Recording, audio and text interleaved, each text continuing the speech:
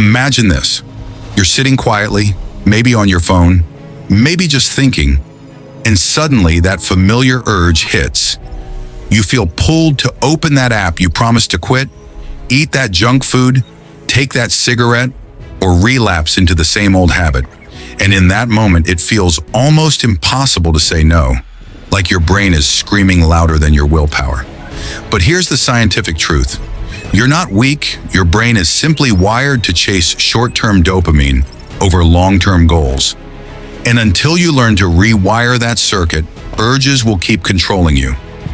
Now, neuroscience shows every urge is just a spike of electrical activity in your limbic system, especially the nucleus accumbens, where dopamine floods before you even act, which means cravings are predictions, not needs.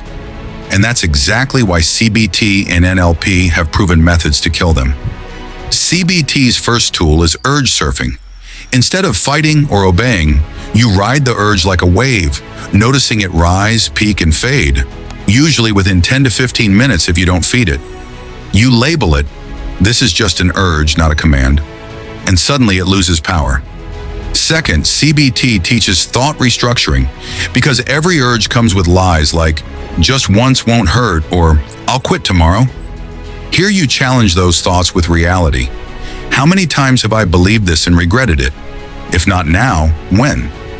This mental reframing literally weakens the neural loop. Third, CBT uses behavioral activation. Action beats craving. So when the urge strikes, you move. Do push-ups, take a cold shower, call a friend, journal, or walk outside. Action rewires the cue routine reward loop and builds healthier defaults. Now add NLP, which hacks the subconscious. One method is the swish pattern. Take the image of yourself giving into the urge, shrink and fade it, then instantly replace it with a vivid image of yourself, powerful, free, and proud. Repeat this enough and your brain literally rewires associations.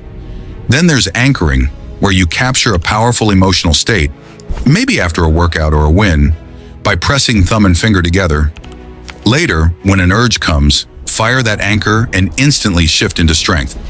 NLP also teaches language reprogramming. Never say, I'm trying to quit, because that signals struggle. Instead say, I don't do this anymore. An identity statement backed by research showing identity-based change is far more effective than willpower alone. And then there's the simple but powerful CBT method called delay and distract. Tell yourself, I'll wait 10 minutes before giving in, and do something else. Most urges collapse before the timer ends. But here's a hidden weapon: environmental design. Science shows urges are 70% stronger in trigger-rich environments, so change your battlefield. Move your furniture, block apps, avoid the smoking spot. Make bad habits harder and good ones easier, and half the war is already won. Still, none of this matters if you beat yourself up after a slip. Guilt fuels relapse, but self-compassion builds resilience. So if you fall, don't drown. Analyze the trigger, apply the tools, and rise stronger. At the end of the day, killing urges is not about being perfect, it's about practice. Surfing the waves, reframing the lies, hacking the subconscious, and stacking tiny wins. Because every resisted urge strengthens your prefrontal cortex, resets dopamine balance, and makes the next urge weaker. So remember this: urges are not commands, they're just signals, and you have the power to observe them, hack them, and outlast them. And the more you resist, the more you grow into the person who no longer chases cheap dopamine, but creates real, lasting freedom.